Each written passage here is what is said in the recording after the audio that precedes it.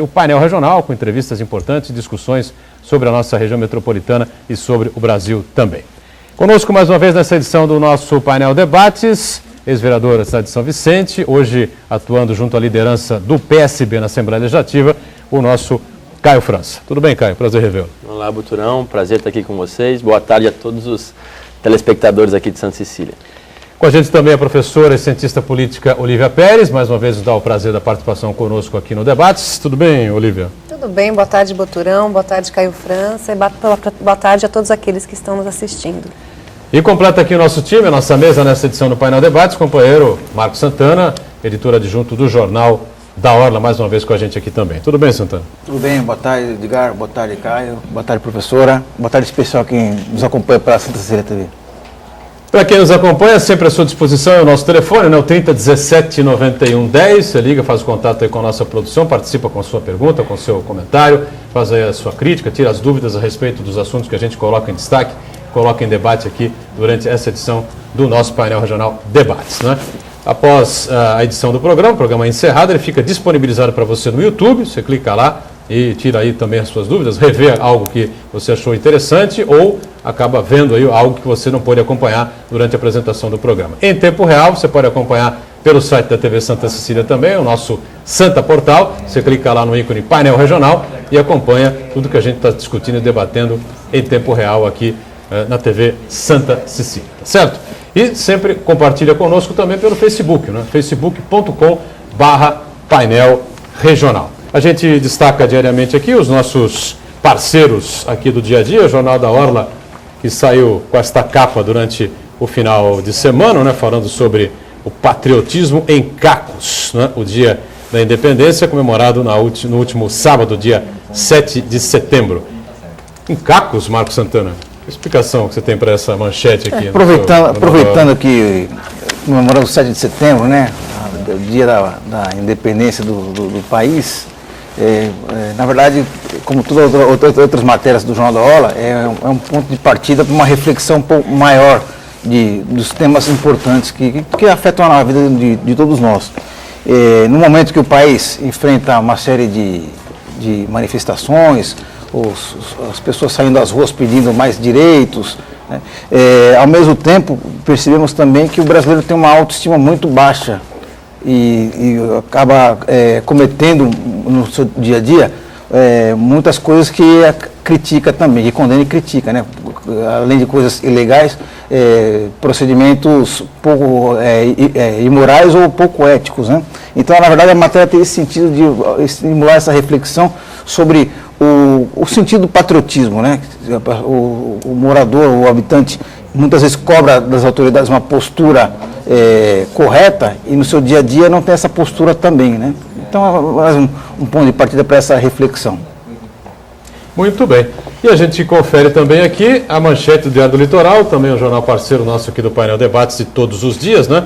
DL que sai aqui com essa manchete: Fé e Cidadania na Festa da Padroeira de Santos. Ontem, dia 8 de setembro, comemorou-se o dia de Nossa Senhora do Monte Serrat, a nossa padroeira aqui da cidade de Santos. Eu passo também aqui, por favor, o Caio aqui, passe aí para a Olívia e para o Marcos Santana. Um exemplar aqui do nosso jornal Diário do Litoral, né? Onde a gente completa aqui a manchete. O Dom Jacir, bispo diocesano, pede a atenção de governantes da cidade com a saúde, com a violência e com as drogas. São temas importantes, né? Valem sempre uma reflexão, valem sempre uma discussão. A gente tem também nessa edição do Jornal da Orla uma entrevista interessante, importante, com o deputado federal Márcio França, né? O meu caro Marcos Santana. Márcio fazendo algumas revelações importantes do que pode ser o futuro político dele, dos caminhos que o PSB pode trilhar aqui no estado de São Paulo e no Brasil, não é, Caio? A gente vai abordar tudo isso. Mas eu queria abrir o programa, né? Falando mais uma vez de um assunto extremamente sério, extremamente delicado e que volta a se repetir constantemente aqui nas nossas rodovias que servem a nossa região metropolitana, né? Ontem eu tive o desprazer de descer a serra e a partir de 18h15, 18h20 eu passava pelo pedágio, 18h11 aproximadamente, mais precisamente, pelo pedágio da Imigrantes, morri lá com meus R$20, R$21,10, né? Pedágio caro, a gente sabe, do sistema cheio de imigrantes, e fui obrigado a pegar a interligação, como todo mundo que vinha descendo a serra, pegar a serra, descer a serra pela via Anchieta. Parou o trânsito, como todo mundo já sabe, né? e aconteceu lá um arrastão. Eu, graças a Deus, né, ia com minha mulher no carro, meu filho mais novo também, né? Graças a Deus, não vimos nada do que se passou. Mas o arrastão, segundo as informações que a gente tem pela internet, teria ocorrido por volta das 18h30. Eu passei no pedágio às 18h10, às 18h11. Você vê que quando eu encostei e fiquei parado na serra, a coisa estava se encerrando, né, terminando e acontecia a 200 metros, talvez 300 metros à minha frente. Então, a sensação é realmente extremamente desagradável, você ficar preso, totalmente preso, ilhado, você não vai para frente nem para trás, não anda para o lado, ou seja, qualquer coisa que aconteça, você está ali à mercê, né? Não dá para correr para lado nenhum, não dá para gritar para ninguém, não tem polícia, né? Policiamento absolutamente nenhum, uma situação extremamente desagradável. A gente tem alguns relatos aqui pela internet, eu captei algumas coisas pelos sites aqui dos principais jornais aqui da cidade e da região, né? Gente que ouviu até tiro, né, naqueles momentos, porque são momentos rápidos, né? Gente que desce dos bairros Cota, faz o arrastão com uma certa rapidez, viu, cara? E você já passou por essa situação também, né? Tá preso no sistema de imigrantes, em congestionamentos, faz os arrastões rapidinhos, em 5, 6 carros, depois desaparecem de novo, né? A coisa tem que ser de uma maneira rápida, né? E fica aí a dúvida, né? Até quando nós vamos viver esse drama, né? Até quando as pessoas de bem que trabalham, que têm compromissos, como eu tive ontem em São Paulo, fazer um bate e volta, e não podem voltar para casa simplesmente, né? Eu tenho que passar por esse drama aí. Não sei como é que vocês veem isso. O Caio, evidentemente, é uma liderança importante, atua na Assembleia Legislativa pelo partido, pelo PSB, enfim. Na hora de juntar as lideranças todas aqui da cidade, da região, fazer um mutirão para cima do governo do Estado, da Ecovias, tomar alguma providência, criar-se uma estratégia, né, quando a gente tiver só 2 pistas para descer, se for só Anchieta para descer. Todo mundo sabe que vai parar, porque tem ônibus, tem caminhão, tem van, pode acontecer algum problema com qualquer carro, para a estrada e fica todo mundo ali à mercê da bandidagem, né? E o ambiente propício, né? Como você mesmo falou, não tem como sair, não tem para onde ir. Então, até parece uma estratégia simples de ser efetuada, pelo menos para inibir a atuação, né, dos marginais. Se tivesse, a gente conversando um pouco antes, falou, se tivesse alguns carros da Polícia Rodoviária ou da Ecovias com o giroflex ligado, já seria suficiente para pelo menos inibir um pouco a atuação desses marginais, mas acaba não vendo. Sem dúvida. Eu sempre falei muito com relação ao pedágio. Eu acho que quando o sujeito paga os 21,10 e vai pela Anchieta, devia ter depois na frente que devolvesse o resto do valor, porque os R$21 já é muito caro, né? Pela Imigrantes. Pela Anchieta, então, é um absurdo, é descabido. Então é duro mesmo, e eu acompanho algumas, né, tem comissões lá e direto os superintendentes, a Artesp, não isso necessariamente, depois daquele que teve aquele engavetamento, que morreu gente e tal, teve um problema muito sério, os deputados cobraram bastante, e eu acompanho algumas das comissões, e uma delas é do transportes. É bastante cobrado isso, mas a gente não vê que as coisas acontecem, né? É cobrado, mas as coisas não acontecem. Então é uma dura realidade e que tem que ser enfrentada. Talvez, né, os prefeitos, junto com os deputados, estaduais e federais até, né, cobrando as autoridades, né, o superintendente, a Artesp, o governo do estado, para que possa reavaliar esse modus operandi dele quando tem uma situação dessa. É inaceitável que o povo que sobe a serra e tem que voltar domingo tenha 2 pistas, uma pista operando, contra 10, 12 pistas de quem está subindo e voltando para casa. É importante preservar, né, os turistas, mas quem mora na Baixada Santista também tem que ser preservado. Né, um cidadão como aquele que está subindo e voltando para sua casa. Então tem que ser reavaliado, e eu acho que um simples fato da Polícia Rodoviária e da Ecovias estar presente ali monitorando, com moto, com carro parado na pista, já seria suficiente para inibir bastante esse tipo de problema, esse assalto que ocorreu, triste realidade da Baixada aqui. Ei, Olívia, já passou por uma situação dessa? Eu não passei, mas eu subo para São Paulo todos os finais de semana e eu desço sempre, e eu acredito que esse problema está inserindo em problemas maiores, que é o fato da população da Baixada Santista estar sendo prejudicada pelas suas próprias características. Então a gente tem o Porto, né, que tem uma atividade econômica maravilhosa, ajuda a subir o PIB do Brasil, a economia vai bem, mas a população da Baixada carrega o ônus de ter um trânsito e uma falta de mobilidade aqui na entrada da cidade e dentro da cidade. E a gente tem as praias e recebe turistas aos finais de semana, são todos muito bem-vindos, mas em contrapartida, quando a gente sobe final de semana para São Paulo, a hora que a gente desce, a gente é prejudicado, porque todas as pistas da Imigrantes estão para operação subida, a gente é obrigado a descer pela Anchieta, e a Anchieta está sempre parado e sempre tendo assaltos, não é uma novidade essa situação. Então acho que a gente acaba arcando com alguns ônus. Obviamente, está faltando aí o papel da Ecovias, está faltando o papel da Artesp, que é a agência que regula aí as rodovias estaduais, e também da Polícia Rodoviária. E o fato da Ecovias e da Artesp e da polícia não estarem cumprindo seu papel me remete a um grande problema, que é a privatização sem controle. Quer dizer, privatiza-se vários serviços, como as rodovias, e cadê as agências reguladoras para primar pelo bom serviço prestado? Acho, inclusive, que esse problema está inserido em outra questão mais ampla, que é a subrepresentação estadual da Baixada Santista na Câmara, lá na Assembleia Legislativa do Estado de São Paulo, o que poderia pleitear melhoras para a nossa população que está precisando. Até acho que existe uma subrepresentação mesmo, mas acho que se os prefeitos aqui se unissem, independentemente de cor partidária, né, e de ideologias que nem existem mais, na verdade, né, e marchassem junto com os deputados, junto com as câmaras municipais, enfim, para fazer uma pressão em cima do Palácio dos Bandeirantes, porque, com todo respeito ao governador Alckmin, que é um sujeito absolutamente sério, correto, não há nada que pode se imputar contra o governador, mas eu acho que a coisa fugiu da mão. Né? E acho que é pouco divulgado, né? Porque esses casos não chegam à grande imprensa, aos grandes jornais, então, na verdade, ficam restritos a um debate local e me parece que as pessoas nem estão sabendo o que está acontecendo e a gente sempre é prejudicado. E o curioso, Edgar, é que é uma tragédia anunciada, né? Porque não é a primeira, nem a segunda, nem a terceira vez que vemos ocorrências desse tipo. Eu acho que está faltando realmente, assim, um aumento no policiamento do patrulhamento rodoviário, da polícia rodoviária, seja por motocicletas ou mesmo por bases fixas, nesses pontos mais importantes aí, onde já em outras ocasiões já ocorreram crimes, assaltos, de modo a evitar esse tipo de ocorrência, porque uma triste realidade que a gente não pode suportar, esse tipo de coisa. Pois é, acho que falta uma estratégia para a polícia rodoviária, né? Bom, só tem as duas pistas então. Já não devia ser assim, né? Devia ser 5 para subir e 5 para descer. Mas já que inverteram as pistas naquele momento, então tem 2 pistas para descer. Já sabe que vai parar.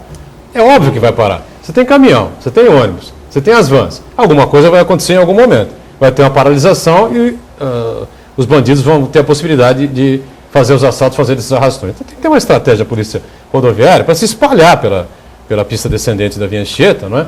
E inibir a bandidagem. Acho que seria o mínimo que a gente poderia ter, não é? E também um trabalho de investigação, depois dos crimes cometidos, da Polícia Civil, e realmente verificar, apurar os autores desses crimes, porque o que acaba incentivando que eles voltem a praticar é justamente a impunidade. Eles vão lá, aproveitam que o trânsito está parado, fazem lá o pé de meia deles, né, para fazer a feira no final de semana, e como fica por isso mesmo, então eles persistem no crime. Isso é verdade. Mais uma vez, né, ontem já não teve boletim de ocorrência e mais uma vez as pessoas não foram pegas. Aí fica realmente incentiva. E vale lembrar que é uma rodovia tão pedagiada, tão fiscalizada, tão monitorada para poder cobrar o contribuinte, que seja também monitorada para poder coibir, né, esses tipos de situação. A gente percebe que ao longo da rodovia Imigrantes, por exemplo, até a Anchieta tem alguns radares, mas que eles sirvam também para poder auxiliar ou inibir, né, possíveis ações como essa. Mais uma vez o interesse econômico aí prevalecendo, né? E o problema da segurança pública é um problema generalizado e é um problema muito grave na Baixada Santista, e eu acho que é a pedra aí no sapato do governador Alckmin. Sem dúvida nenhuma. Então fica aqui mais um alerta, né? A gente debate aqui, coloca em discussão um assunto que é extremamente preocupante aqui para os moradores da Baixada Santista, sempre sofrendo essas dificuldades, esses problemas de final de semana com a virada do sistema Anchieta Imigrantes. Você tem...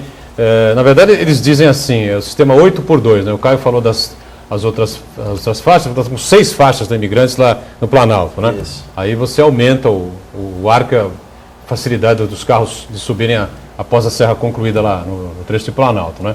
Mas aqui são 3 para subir, 3 imigrantes subindo, mais 3 imigrantes subindo, mais 2 Anchietas subindo, então ficam 8 pistas subindo, né? E o coitado do Santista e do Vicentino, né? Santista e Vicentino não têm o direito de subir a serra no final de semana. Tá certo? Você não pode pegar um fim de semana em São Paulo, subir no sábado e descer no domingo. Ou fazer um bate-volta, como eu fui obrigado a fazer ontem, para resolver alguns problemas aí, pessoais, né? Então você fica nessa situação. O que você faz? Você para, está lá o letreiro na Imigrantes na descida. Descida só pela Anchieta. Você faz, para o carro e desce de ré, sobe de ré, não vai ter jeito, né? Vai ter que fazer um contorno em algum lugar e ficar esperando, sei lá, o que acontece, a liberação da Imigrantes. Se você desce pela Imigrantes é fácil, vai sossegado, tranquilo, vem embora, só vem talvez ter problema aqui embaixo, né? Também possibilidade de correr para entrar na cidade. E o curioso, Edgar, que você vai pagar um pedágio de uma rodovia dita moderna, mas vai descer para uma rodovia da década de 60, né? É verdade, ela é uma rodovia romântica, bonita, né? Mas totalmente ultrapassada, né? A nossa via Anchieta. Bom, está feito o alerta, tem os vários sites aqui dos jornais aqui da região com uma série de relatos, né? E eu repito, eu não vi cena nenhuma, não vi arrastão nenhum, mas por pouco, por causa de 5 minutos, eu não peguei esse arrastão. Mas a posição, como eu fiquei preso no sistema de enchente, você olha para frente, um mar de carros, você olha para trás, um mar de carros, você não tem para sair para lado nenhum, você fica à mercê da bandidagem dos criminosos. A triste loteria, né? A triste loteria é o inverso, né? A pessoa é sorteada para ser prejudicada. Se tudo correr bem, você se salva. Ninguém te assalta, ninguém te rouba, ninguém te furta, nem coisa nenhuma, né? Bom, a nota triste do dia, né? A morte de mais um ex-componente do grupo Charlie Brown Jr., né? Cara, era fã de Charlie Brown, não? Gostava bastante de Charlie Brown. Acho que além de um bom som aqui da, né, raiz da Baixada Santista, enfim, fui em vários shows também, já triste com relação ao Chorão e agora com o Champignon, que começou a banca, se eu não me engano, era o nome da banda que eles montaram. Enfim, triste também, esperar aí a solução, mas pelo que eu assim, li e ouvi, já caracterizado bastante um suicídio dele. Vamos aguardar para ver, mas de qualquer forma, independente da maneira que foi, como foi, triste, porque é um rapaz que tem dom também para artístico, fazia muito bem. Lógico, o Chorão é talvez insubstituível, mas o Champignon também tinha as suas qualidades, enfim, e acabou agora mais um, triste. Não sei como até tá os outros integrantes da banda, porque de fato tem um problema com um, agora com o outro. Tomara que eles encontrem forças aí para poder continuar, porque é um expoente aqui do rock da Baixada Santista, nacionalmente reconhecidos e que está se acabando aí por motivos trágicos, né? É verdade. Tem uma nota aqui publicada aqui da assessoria da banca, né? O site da Tribuna eu peguei aqui. É com muita tristeza que a família Abanca, amigos e famílias comunicam o falecimento de Luiz Carlos Leão Duarte Júnior, o nosso Champignon. Momento de muita dor, tristeza e saudade. Agradecemos a todos pelas mensagens de apoio e também pelo carinho, né? No momento ainda não temos mais informações. Fique em paz, Champs, nosso eterno guerreiro. Lembrando que ele será velado, o corpo dele será velado na Memorial Necrópole Ecumênica. Segundo informações da assessoria de imprensa da Prefeitura de Santos, não houve nenhum requerimento de nenhum próprio público aqui da cidade para se fazer o velório, como aconteceu com o Chorão, né? E curioso que são 6 meses passados da morte do Chorão, praticamente, 6 meses cravados, e um ano cravado de uma briga que eles tiveram no palco, né? Uma discussão, um bate-boca forte que eles tiveram no palco no meio de um show, né? Onde acabaram se atritando os dois, né? O Chorão e o Champignon, né? Você acha que esse pessoal não segura muito a onda? Sim, Olívia, o que você pensa? Eu fiquei refletindo bastante depois dessa notícia. Ontem eu também vi essa notícia, junto com outra notícia de um pai que matou os filhos e a esposa lá em São Paulo. E eu fiquei me perguntando o que está acontecendo com essa sociedade. Obviamente os casos de suicídio eles não são novos, né? Historicamente eles sempre acontecem. Mas quando a gente se depara com suicídio com pessoas jovens ou no mundo da juventude, como era o Charlie Brown, a gente fica se perguntando o que está acontecendo com esse jovem, né? E uma das possibilidades é drogas, né? O uso de drogas, que também é uma forma de diversão, porque está faltando diversão vindo de outros lados, e uma forma talvez de fuga de realidade. Outra possibilidade é a falta de perspectiva de vida, mas não se explica o caso do Chorão nem a do Champignon, que não faziam parte de classes com mais renda, né? Mais bem colocados aí socialmente. O que me parece é que é um excesso de pressão, né? Um excesso de pressão por trabalho, por resultado, por sucesso, e que eles não acabam acompanhando. E esse excesso de pressão não atinge só as pessoas da mídia, né, mas atinge todo mundo, né? Hoje em dia o jovem ele tem que escolher uma faculdade, ele tem que trabalhar, ele tem que ganhar dinheiro, tem que ter sucesso. É muito difícil ser jovem no mundo de hoje. Tentando ter alguma coisa... além de se lamentar a tragédia pessoal da família, né, que perdeu um ente querido, a esposa grávida de 5 meses, e também dá de se lamentar também porque o Champignon jovem, músico promissor, já com uma grande trajetória musical, mas também com um grande futuro pela frente, serviu de exemplo para muitos jovens também, né, que poderiam buscar na manifestação artística uma possibilidade de realização pessoal. Então fica esse ensinamento para todos os jovens de que, como a professora lembrou bem, essa linha muito tênue entre o sucesso, né, e a cobrança da sociedade, o assédio das drogas, né, desse mundo pretensamente glamouroso, que acaba meio que encantando os jovens. Então também fica um ensinamento para os jovens em relação a esse tipo de coisa. Só para completar, né, até a última atualização que eu peguei aqui, por volta de 12h30, né, a polícia ainda trabalhava com algumas hipóteses, né, mas a mais provável mesmo era do suicídio. Né? O Champion foi encontrado, o corpo dele foi encontrado com uma pistola na mão e um tiro na boca, né, típico de suicídio mesmo. Aliás, foram feitos 2 disparos, né, o que para muita gente pode parecer estranho, mas a gente que está acostumado a questionar, né, os policiais, enfim, isso é muito comum, né? O cidadão dispara o primeiro tiro, não consegue se matar com o primeiro tiro, a dor é intensa, ele, mais que depressa, consegue o segundo disparo, que é para poder resolver a situação. A gente tem que fazer o primeiro intervalo aqui no Painel Debates, mas antes sempre uma mensagem importante da Prefeitura de Santos para você. Os moradores da Zona Noroeste ganharam um novo espaço de lazer e cultura. A Prefeitura entregou o Centro Cultural da Zona Noroeste na Avenida Afonso Schmidt, Estradão. O equipamento passa a contar com biblioteca Silvério Fontes, cursos e sala de cinema também. Estão previstos espaços para a criação do Museu do Carnaval Santista e oficinas culturais. Foram investidos quase R$8 milhões na construção do prédio, quadras e novas iluminações. No complexo inaugurado, alunos do programa Escola Total das Escolas Esmeraldo Tarquínio, Fernando Costa, Maria de Lourdes Bernay, Leonardo Nunes e Pedro Crescente terão atividades artísticas, esportivas e também orientação pedagógica.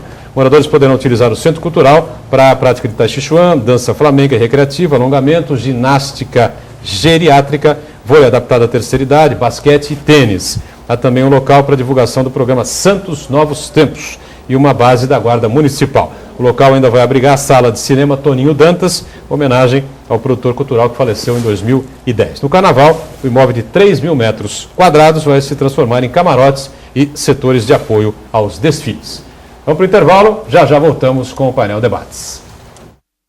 Nós estamos de volta aqui com o segundo bloco do nosso Painel Debates, com prazer conversando aqui com o Caio França, importante liderança do PSB aqui em São Vicente, em toda a nossa região, com a professora Olívia Pérez, cientista política, e com o nosso Marcos Santana também colaborando com a gente. O telefone segue aberto, 3017-9110, você liga e participa aqui com a gente, com a sua pergunta, com o seu comentário e com a sua opinião a respeito dos assuntos colocados aqui na pauta. Não é? Bom, como eu disse anteriormente, a gente tem aqui como parceiro o Jornal da Hora, né, Marcos Santana? E o Jornal da Hora, curiosamente, entrevistou a principal liderança do PSB aqui na nossa região, né, presidente do PSB no Estado, deputado federal, ex-prefeito Márcio França. E a manchete do título da entrevista do Márcio França diz que não... Márcio França diz que pode disputar o governo de São Paulo. Márcio França diz que pode disputar o governo do Estado de São Paulo. Essa te surpreendeu, Caio, ou não? Não, eu tenho a convivência quase que diária, então eu conheço um pouco da cabeça dele. É lógico, quem acompanhar a entrevista na íntegra vai perceber que a prioridade não é essa. A prioridade é abrir um palanque para o Eduardo, né, numa outra candidatura. No caso, a proximidade é muito maior com o governador Alckmin, então a chance, né, e para a gente seria melhor, um melhor cenário na minha avaliação, ao lado do governador Alckmin. Mas é claro que essa definição não depende só da gente, depende de uma definição de outros parceiros, do próprio governador, uma definição quase que pessoal dele. Deve pesar um pouco a questão partidária, os partidos que mais interessam, que mais têm prefeituras, enfim, toda essa junção de fatores. Mas quem lê a entrevista na íntegra vai perceber que a vontade maior seria estar com o governador Alckmin, mas ele não descarta a ideia. O importante, assim, para clarear as pessoas que acompanham o mandato dele, que têm relação com ele, é que o PSB terá candidato a presidente da República. Esse ponto está pacífico. Esse ponto está pacífico. Para quem acompanha as reuniões da Executiva Nacional, esse ponto é pacífico, consolidado no partido. E, como eu disse aqui da outra vez, para ter um candidato a presidente da República, tem que ter os pés em São Paulo. E aí, o que significa ter os pés em São Paulo? Ou você ter uma candidatura forte, consistente, e você está ao lado, e o principal, o ator principal permitir que o seu candidato esteja presente no seu palanque, no caso seria o Alckmin, com o Eduardo, ou, em último caso, ter uma candidatura própria, que aí, no caso, tem o nome dele, tem o nome Nery Undina, que são os nomes aí mais consolidados dentro do partido e tem mais trajetória dentro do partido. Enfim, o que for, eu acho, logicamente, a relação que eu tenho com ele me permite dizer que considero uma pessoa muito preparada, inteligente, já tem experiência administrativa, foi prefeito de São Vicente, é deputado federal com 2 mandatos, enfim. Mas confesso que minha torcida é para que dê certo com o governador Alckmin. Bom, uma coisa está escrito aqui, né, o Marcos Santana? O Márcio França garantiu na entrevista, eu não acompanhei, não vi a entrevista no vídeo, né, do programa do Jornal da Hora na TV, mas ele diz aqui, o jornal diz aqui que ele garantiu que não será candidato a deputado federal. Isso é uma declaração importantíssima. Né? Importante já ter um reflexo imediato, porque vai deixar um vácuo muito grande aí, uma quantidade de votos em potencial muito grande na nossa região. Quer dizer, para permitir o surgimento de uma nova liderança, ou das lideranças que estão postas aí, que foram bem avaliadas, prefeitos que saíram do cargo agora, que podem pleitear, que podem angariar esses votos, né? Quer dizer, então, eu acho que essa troca de liderança, de votações aí, deixa um vácuo muito importante para os pleiteantes no ano que vem. Você tem alguém em mente que pode ocupar esse espaço aí, ou Olívia? Você acha que está muito aberto aí? Acho que está muito aberto, mas acho importante a posição do Márcio França de querer um palanque duplo, né, em São Paulo. Então ele está se aproximando do Alckmin para querer que o Eduardo Campos possa ser conhecido em São Paulo. O Eduardo Campos, que é candidato a presidente, né, pelo PSB, ele é conhecido no Nordeste, mas ele é pouco conhecido em São Paulo, e São Paulo é um reduto clássico do PSDB, em especial dos serristas. Então ele tem interesse em ser conhecido aqui, e aí a preocupação do Márcio França é de abrir o palanque para ele, né? Esse palanque pode ser aberto com o Alckmin, que é o mais provável, também pode ser aberto com aproximação com o SCAF, que provavelmente vai ser candidato a governador pelo PMDB, e se caso não dê certo, o PSB me parece que lança uma candidatura própria para ter esse palanque aberto. Então a grande preocupação aqui é de lançar o Eduardo Campos a presidente da República. A última pesquisa que eu vi, o Eduardo Campos estava em 4º lugar, né, com poucas ainda intenções de votos, mas interessa muito para eles, inclusive, fortalecer a candidatura do Aécio, porque assim alguns votos da Dilma vão para outras candidaturas e a possibilidade de segundo turno é maior. Mas, Butrão, se me permite uma observação importante, qualquer que seja o cenário, os nomes que sejam postos ao governo do Estado, à presidência da República, uma coisa interessante é o seguinte, que o Márcio França ele se consolida como uma liderança muito importante a nível nacional. Apesar de ser da região aqui, ele é uma referência importante dentro do partido e dentro do cenário nacional. E um dos principais articuladores pela candidatura do Eduardo Campos, né? Se havia uma briga interna entre o PSB, entre apoiar o PT ou lançar candidatura própria, ganhou a ala defesa do Márcio França, que é lançar a candidatura própria. Só para fazer os Gomes lá no Ceará, fazendo um parênteses dentro disso, assim, se fossem analisar um ano atrás, 6 meses atrás, um pouco antes aí nessa história toda, talvez fosse uma única voz entre 35 vozes dentro da direção nacional do partido. E hoje é o contrário, né? Tem 2 ou 3 dissonantes e todos os outros jogam a favor da candidatura do Eduardo. Os irmãos Gomes, o Cid e o Ciro, né, são importantíssimos. O Ciro, com todo o jeito dele duro, né, com as críticas contundentes, eu considero uma das pessoas mais preparadas, que mais conhecem o país, e a gente torce muito para que ele esteja na candidatura. Eles vêm pontuando alguma coisa, eu disse aqui da outra vez também, acho que tem um pouco, né, ainda embrulhado por não ter sido candidato em 2010 pelo PSB, mas já teve conversa com o Eduardo também, então a gente acha que as coisas podem melhorar. Mas é claro, os governadores, Boturão, é duro de você, talvez o telespectador compreender, mas o governador, de maneira geral, está mais preocupado com a sua reeleição no primeiro momento. Não é o caso do Cid, porque ele já está na reeleição dele, mas ele quer colocar um novo candidato lá e quer ter o apoio do PT.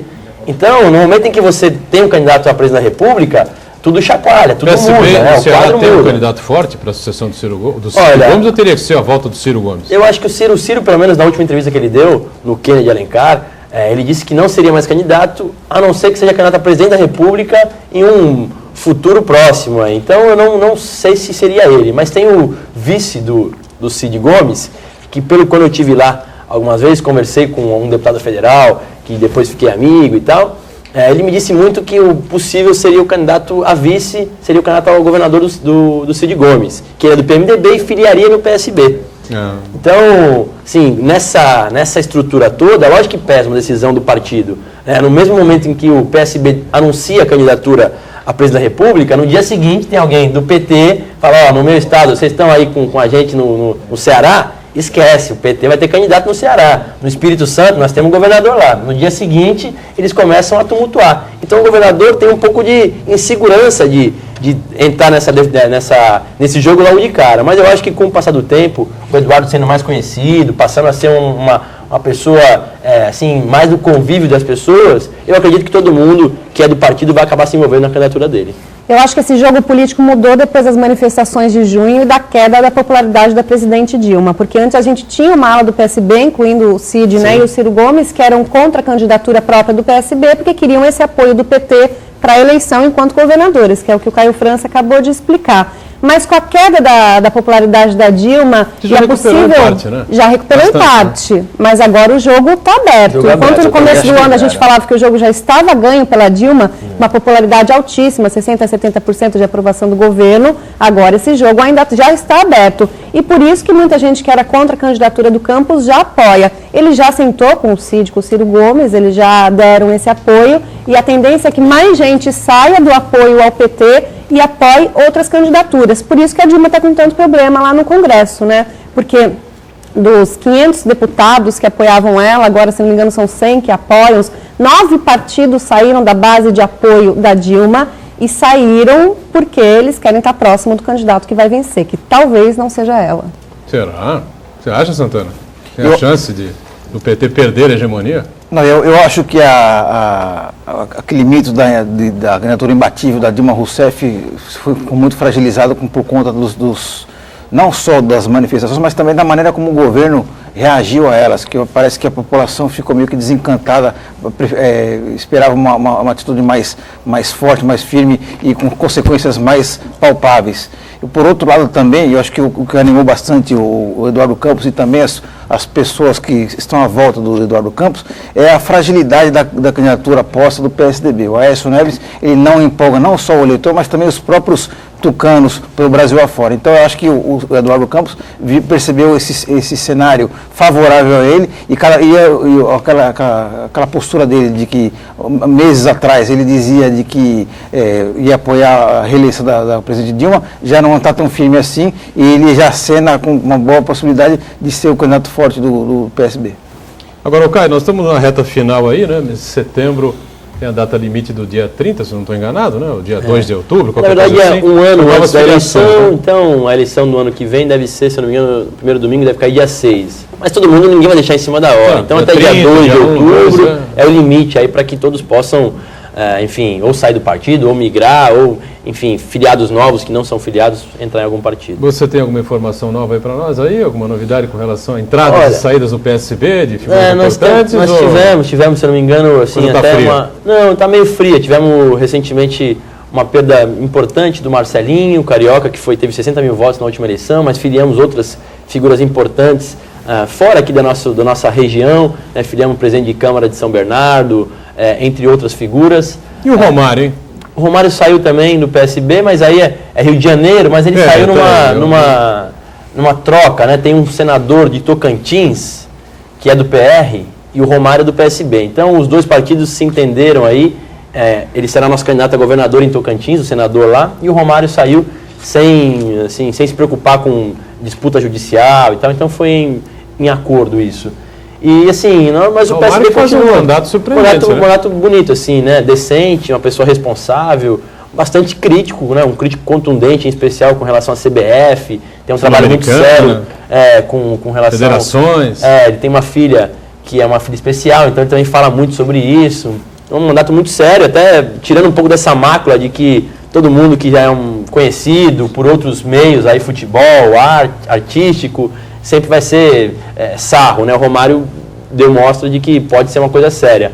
Mas a gente continua buscando, né? Tem esse prazo final, acho que é o prazo onde mais mudança deve haver, e a gente continua. Eu estou me estruturando, aí, me organizando para ajudando o partido a formar novas figuras. A gente chegou a cogitar algumas pessoas, não só da Baixada, mas também fora daqui, que são pessoas conhecidas e que têm um histórico, e até tentar buscar essa novidade. né, Boturão? Talvez pessoas que nunca imaginaram entrar na vida pública, com esses movimentos agora, que ocorreram, as pessoas se animem, porque pode ser o novo. Então eu estou atrás disso também, mas alguns nomes ainda são mantidos em sigilo, né? Outros vocês todos conhecem, até saídas do partido mesmo, entradas de novos filiados, enfim, mas o partido continua, a bancada hoje federal tem 5 deputados, a bancada estadual tem 6 deputados, a bancada consistente, com a candidatura de Eduardo. Todo mundo ganha, os candidatos a estadual e a federal também ganham, porque o voto em legenda aumenta bastante. Então, é um partido hoje que todo mundo se anima para entrar. Agora, Edgar, Caio, nessa dinâmica toda de troca de partidos, uma grande expectativa que se gera aqui na política local, na política regional, é o destino do ex-prefeito João Paulo Tavares Papa, que foi um prefeito bem avaliado, apesar de não ter eleito o sucessor, foi um prefeito bem avaliado durante os 8 anos de mandato dele e tem um potencial de voto muito grande. Ainda mais agora que com o seu pai não saindo da deputada federal, então, quer dizer, o potencial de voto dele aumenta ainda mais. Eu queria saber do senhor se tem alguma informação nova com relação se o Papa está sendo cortejado para vir para o PSB, porque parece que uma certeza que nós temos aqui no cenário político é que no PMDB o Papa não continua, né? Nós recebemos a gente não sabe qual é o destino dele. No programa Painel Regional da Noite, ao vivo, na última sexta-feira, né? E tentamos arrancar alguma coisa dele. Não foi possível, né? O Papa é muito discreto, fechadão, aquele jeito que a gente conhece, né? Mas a única coisa que ele disse publicamente foi o seguinte: nas eleições de 2014 só uma coisa certa, eu estaria ao lado apoiando a reeleição do governador Geraldo Alckmin. Se ele estará ao lado e apoiando o governador Geraldo Alckmin, parece que ele está fora do PMDB. Ou eu estou fazendo a conta errada? Eu acho que sua conta é correta, correta. E assim, eu já disse aqui também, e conversei poucas vezes pessoalmente com ele, mas com pessoas que estão em torno dele, e sabem que o partido tem maior admiração por ele, o partido aqui na cidade também tem uma grande admiração por ele, ele é um grande líder aqui da Baixada, acho que tem um vácuo eleitoral, até com essa entrevista, né, do deputado Márcio França, do meu pai, falando em não ser candidato. Então, eu acredito que, até para o ex-prefeito Papa, seria um partido com o tamanho dele e que tem você vai para um outro partido, às vezes tem muita gente e a disputa é muito grande, a vaidade é muito grande. No PSB, se tudo que estivesse desenhando acabar acontecendo na prática, ele pode ser a grande liderança nossa aqui da região. Eu torço muito para isso, mas lógico que a definição é dele. Vamos para o segundo intervalo aqui no nosso painel debates, a gente volta em instantes, tá certo? É rápido. Vamos com o terceiro e último bloco desta edição do Painel Debates, com prazer conversando aqui com o Caio França, do PSB, com a Olívia Pérez, professora, cientista política, o nosso Marcos Santana também. Ficou a dúvida aqui, não é? A questão da abertura do Márcio França não ser mais candidato a deputado federal, se o Caio encara essa bucha aí, esse desafio, ou se vai para a Assembleia Legislativa. Mas evidentemente que ele vai dizer que nada está definido ainda, não é verdade? Não, você adivinhou as palavras, mas a verdade é essa, assim, eu ainda não tenho muito claro, eu disse aqui, gosto de política, acho que posso contribuir ainda, a Olívia falou aqui um pouco, a Baixada tem 2 excelentes deputados, mas acho que cabem outras pessoas, tem outros nomes. Temos 7 na última legislatura, né? 7, já tivemos 7, então acho que a Baixada perdeu bastante em número de deputados. E claro que me animo para disputar a eleição, mas depende ainda um pouco do cenário do partido. Enfim, devo colocar meu nome, mas a definição deve se dar no ano que vem. Olha, o Antônio Aparecido Machado diz assim: Caio França, o que você acha da área continental de São Vicente, que está se organizando para ter uma liderança na Câmara Federal? Está se organizando? Acho importante, sem dúvida. Assim, a área continental hoje tem em torno de 120 mil habitantes, deve ter em torno de 70, 80 mil eleitores. Praticamente o tamanho de várias cidades do estado de São Paulo. Então, se todo mundo estiver organizado em torno de um nome, é importante. Eu conheço alguns que estão se organizando lá, o Peixoto, o Jabá, entre outras pessoas, enfim, mas a gente precisa ver o que isso na prática vai acontecer, né? Esperar as legendas dos partidos. Eu me animo bastante, acho que é uma área que realmente precisa de alguém investindo bastante. No mandato do meu pai agora de deputado, ele destinou, se não me engano, foram 10 milhões para a área continental ao longo do período de 4 anos. É um valor substancial, mas ainda não foi suficiente para cobrir todas as demandas que lá tem. Por exemplo, bairros como Rio Negro, Quarentenário, Irmã Dolores inteiro, estão ainda com muitas ruas sem pavimentação. E a gente sabe que com o orçamento da prefeitura, dificilmente vai conseguir fazer. Então, é importante sim, e eu dou maior apoio para que outras novas lideranças possam surgir aí. Bom, por falar em São Vicente, não abrir espaço para o Caio comentar a respeito da cidade de São Vicente, né? Está lá acontecendo algumas mudanças no primeiro escalão, né? Isso acontece nem com tanta frequência assim, como está acontecendo agora, mas estão acontecendo já mudanças no primeiro escalão da prefeitura, secretariado do prefeito Bílio, né? E lá tá as obras intermináveis lá, a ponte Pêncio, os viadutos, e o VLT, lá, né? E a questão do VLT, travando o trânsito da cidade inteira, muita gente reclamando, enfim, mas obras, não dá para fazer omelete sem ovos, também tem outro lado, né? Sem dúvida, eu sou totalmente compreensível em relação a isso. As obras são importantíssimas, na minha avaliação o VLT vai ser um grande marco, não só para São Vicente, mas para toda a Baixada Santista. É claro que a gente cobra muito para que a área continental possa ser também privilegiada em relação a isso. A área continental, no primeiro momento, não faz parte do VLT, aí Praia Grande, entre outras cidades, mas primeiro tem que dar o primeiro passo. Então é importante. Agora, o que eu sinto falta é de um planejamento, Boturão, porque qualquer que fosse o prefeito que ganhasse a eleição, nós éramos em 4 candidatos, sabia que o VLT ia acontecer. Não seria novidade para ninguém. Todo mundo tinha isso, o governador já tinha anunciado que as obras começariam esse ano, então que tinha que ter planejamento. Não é natural que você atrapalhe todo o comerciante da cidade, que você, enfim, na rua mais movimentada talvez da cidade, que é a Frei Gaspar, você lance uma ciclovia para poder fazer a obra do VLT. Eu acho que deveria ter outras opções, talvez negociar com a empresa, a própria linha amarela teria espaço para que a ciclovia pudesse continuar. Então, tem alguns problemas sérios na cidade hoje, e eu espero que daqui até lá, que eu não sei, o prazo da obra para o VLT está rodando é em 2016. Daqui até lá, a cidade não pode pagar um preço gigante como está pagando. Ele já voltou atrás, o secretário voltou atrás em alguns trechos da cidade, ele tinha proibido totalmente o estacionamento em algumas vias, João Ramalho, Jacob Merick, ele já voltou atrás agora, sinal de que tinha errado no primeiro momento, e eu espero que, se tiver errado, não tenha vergonha de voltar atrás também é importante, até uma demonstração de humildade, voltar atrás do que acabou não dando certo. Então, tem alguns trechos que eu acho que está muito complicado. Para você poder rodar a cidade do Gonzaguinha até a Náutica 3 hoje, você não faz em menos de 25 minutos.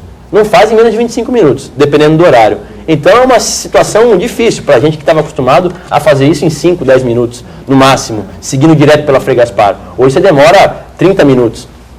Então, precisa se avaliar. O VLT é importantíssimo, a Ponte Pêncio é importantíssima, uma reforma nela, mas os moradores do Japuí estão totalmente ilhados. Para chegar até o centro da cidade, tem que ir por Praia Grande. E para poder voltar, tem que ir até o shopping e voltar para o Japuí. Então é duro, uma realidade dura. O que tem que fazer é cobrar para que a obra seja mais rápida. Acho que a Baixada Santista ela vive um momento único, um monte de obras sendo executadas, e o VLT, o tão sonhado VLT, até que enfim saiu do papel, ainda tem alguns problemas aí envolvendo o trecho de Santos que passa pela Avenida Francisco Glicério, mas é uma obra já em andamento e adiantada ainda na cidade de São Vicente. Acho que o prefeito de São Vicente assumiu com o discurso de que ia pregar o novo, e acho que todo discurso agora que prega o novo é um discurso e são candidatos que saem à frente. Mas tem que tomar cuidado, porque quem prega o novo a gente exige, a gente espera que realmente façam coisas novas. E o novo nas políticas públicas passa pela maior participação da população na discussão e no acompanhamento também de obras públicas. Vejo que muitas obras estão sendo executadas, mesmo o túnel que vai ligar São Santos a Guarujá, o VLT, tem pouca participação da população na discussão sobre o que fazer e na fiscalização. E não só a participação da população é importante, como eu sempre voto na reforma política, eu vi a pergunta agora sobre a possibilidade de candidato da área continental em São Vicente, e eu pensei e reforço a ideia de que o voto distrital é importante as pessoas terem pessoas ligadas à região representando elas. E é uma das coisas que eu já falei anteriormente, que eu acho que falta para a Baixada Santista, é maior representação na esfera estadual e federal também. O Lourinaldo, lá na Cidade Náutica, como é que o Caio está vendo a administração do prefeito Bílio, vereadores, conselhos de segurança, além de... Apagou o TP aqui, Acho que deu para pegar, Não dá para completar agora aqui. Administração do prefeito Bílio, devido ao seu partido ter deixado a cidade nesse caos, praticamente jogada. Não sei se foi o partido do Não, deve do ter Caio, falado do PSB, sim. Do PSB, é isso, Na verdade, assim, Isso de acordo com o prefeito colocou aí, Assim, eu avalio da seguinte maneira, eu faço sempre essa conjuntura aqui. O Bílio ganhou, tem os méritos dele, teve uma votação expressiva na cidade, mas ele ganhou com a expectativa das pessoas pelo novo, pela mudança, pelo diferencial. E, na minha avaliação pessoal, esse novo ainda não conseguiu colocar na prática. Ele trouxe pessoas que tinham passado com a nossa administração. Então, assim, uma pessoa que critica tanto as administrações anteriores, faz 90% do secretariado das pessoas do governo anterior, então alguma coisa está errada, tem uma contradição nesse processo. Mas eu insisto aqui, Boturão, eu torço muito para que ele vá bem, claro, né, para que a cidade evolua, para que as obras possam acontecer, para que ele possa criar novos parceiros para a cidade, que possam ajudar a cidade a evoluir. Né. Eu não, de maneira nenhuma, vou torcer contra, né, tenho grandes amigos na administração, os vereadores têm uma função importante e merecem, né, pelo voto popular, estão ali, mas sem dúvida nenhuma, eu acho que as pessoas que votaram querendo mudança têm uma decepção no primeiro momento. Eu espero que isso, ao longo do período, né, de mandato dele, possa ser modificado, que ele possa, com atitude, fazer as coisas realmente avançarem na cidade. Mas problemas básicos e simples de serem resolvidos, como lixo, por exemplo, é um problema que ainda se encontra em todo canto da cidade. Em cada canto da cidade tem entulho depositado, é caminhão de fora colocando lixo na cidade e não conseguiu achar mão nisso ainda. Né? Tem que ter fiscalização na rua, mas é muito mais fácil falar do que fazer a coisa acontecer. Né? Do lado contrário, jogando pedra, é muito mais fácil. Quando está lá dentro, o dia e noite da Prefeitura de São Vicente é um dia a dia corrido, pesado, porque é funcionário público, é hora extra, é o dinheiro do contribuinte que acaba não entrando, uma inadimplência grande, você não consegue dar conta da receita para pagar algumas coisas, então é um dia a dia pesado. E sem dúvida nenhuma, ele estava preparado para isso, porque alguém que se sujeita a ser candidato a prefeito de uma cidade tem que saber onde está chegando. Então eu não aceito o discurso de que eu não sabia como era, como chegou. Alguém tão experiente como ele e as pessoas que estão ao redor dele sabiam como estava a prefeitura. Acho que a gente tem que tomar cuidado, aliás, com discursos messiânicos, né? Esse Messias eu sempre desconfio, né? Vou chegar lá, vou fazer tudo diferente, vai melhorar 100% de um dia para outro. Salvador da pátria não existe. Se fosse tão fácil, alguém já teria feito. Mas sonho um dia que as pessoas parem, os políticos, né? Porque, na verdade, a gente está discutindo destino e vida de pessoas. E fica numa disputa partidária, eleitoral, sonho um dia que todos se juntem para, enfim, apaziguar, ter uma paz entre eles e realmente pensar e fazer pela população. Ô Marcos Santana, com a sua boa experiência já, não é? Tanto quanto a minha, na área jornalística, como é que você vê aí os políticos, maioria com mandato, ou de vereador, de deputado, enfim, que se elegem e se transformam em comentaristas esportivos, né? Os caras gostam de comparecer a programas esportivos para falar de futebol. Ontem tinha o ministro Aldo Rebelo num programa de esportes da TV Gazeta. Só que ele está prestando um serviço ao esporte. O que ele está fazendo lá? Ele estava sendo questionado a respeito da organização da Copa do Mundo de futebol. Então, é absolutamente apropriado, claro, né, e nítido, cristalino, que ele tem que comparecer a programas esportivos. Agora o cara se elege deputado, rapaz, se elege vereador e vira comentarista esportivo e não aparece em um programa de debate político, como o Caio está aqui, como o Márcio vem aqui, como o Banha está sempre vendo aqui, são questionados, a gente aperta os caras, joga na parede e tal, exige respostas, eles vêm aqui, dão uma cara a tapa, levam porrada, dão porrada, os prefeitos vêm aqui, Paulo Alexandre vem aqui, os secretários vêm aqui, Maria Antonieta vem aqui, os outros prefeitos vêm aqui, enfim, né? Ah, tem cara que é gozado, acho curioso isso, viu? O nego se elege para virar comentarista de futebol. Político é um especialista em generalidades, né? Então, mas quando a generalidade for mais amena possível, quanto mais ele fazer programete de cidadania. Conseguir sair pela tangente é mais fácil para ele, né? Porque evita esse tipo de cobrança. Fica lendo textinho de programete de cidadania, bancando o moço bom para atrair não sei o quê. Que conversa mais fiada, eu não sei qual é a tua Weber, que é um sobre cientista político muito famoso, ele, quer dizer, o pai da ciência política, ele fala que o objetivo da política é permanecer na política, para fazer o bem, aliás, a gente espera que seja isso. E os políticos usam diversos meios, e sem dúvida participar de programa esportivo dá publicidade, né, Boturão? Fora que é o que o Marcos Santana falou, discutir amenidades é mais fácil. Mais confortável do que mais confortável. E se ele torcer para um time grande, ainda está feito, né? Isso Caio, é mais fácil, né, Caio? Mas você gosta de futebol também, mas não se mete a comentarista esportivo. Eu sou apaixonado né? por futebol, pelo Santos, Santista mas roxo. Dificilmente faço isso em programas, né? Uma decisão onde que particular de cada um, também prefiro Até porque fica uma coisa parecendo que eu tô... Não, esse é um comentário meu. Fica uma coisa que eu venho remoendo Mas aqui, aproxima entendeu? o político da população. Vídeo Lula com o discurso corintiano dele, né? O quanto ele se aproxima dos torcedores corintianos. Sem dúvida é uma forma de ganhar mais voto, de parecer até mais parecido, né? De ganhar identidade com a comentarista população. esportivo, né? Não se senta na cadeira de comentarista esportivo uma vez por semana, como determinadas figuras gostam de fazer, né? Uma prática realmente, na minha opinião, totalmente equivocada. Uriel Vilas Boas, aproveitando a argumentação do Caio França, o que está faltando para que os prefeitos, deputados federais, estaduais, vereadores e conselhos de segurança atuem em conjunto discutindo uma política de segurança aqui para a região, Caio?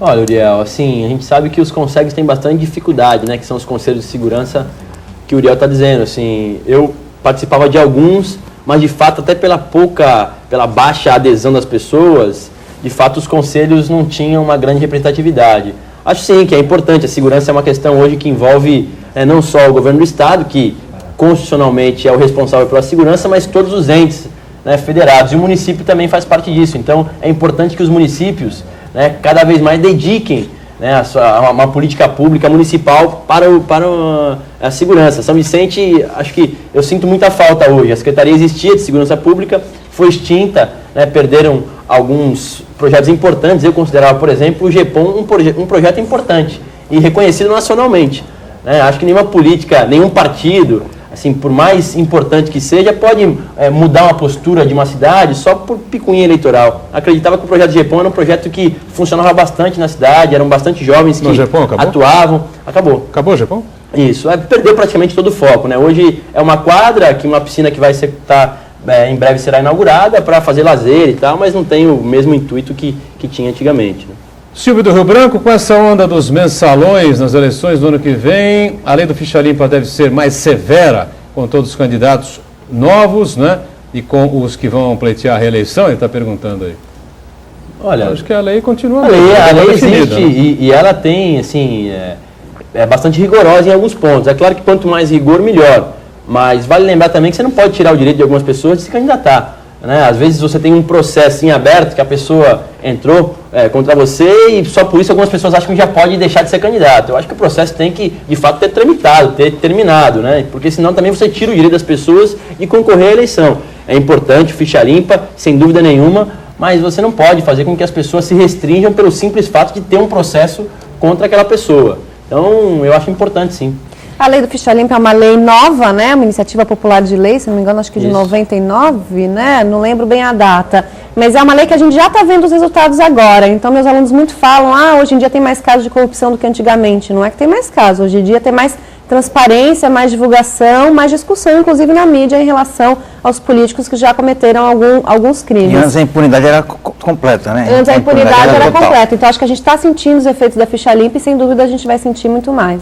Olha, o Bruno Copertino quer saber simplesmente se o Caio vai sair a prefeito de São Vicente nas próximas eleições, que ainda estão longe, distantes. Em primeiro tem eleições gerais para deputado, enfim, né? Dá para pensar muito distante, tempo ainda. Tem né? tempo ainda para refletir, para avaliar, mas um abraço ao Bruno também lá de São Vicente. Caio França, obrigado mais uma vez pela participação, tá bom? Estamos aguardando você sempre aqui conosco. Tá bom? Um grande abraço a todos aqui. Aqui é a tribuna de debates, tá certo? Debate político, debate dos temas importantes da região. Um programa de esporte é para quem conhece futebol e outros esportes. Olívia, obrigado, viu?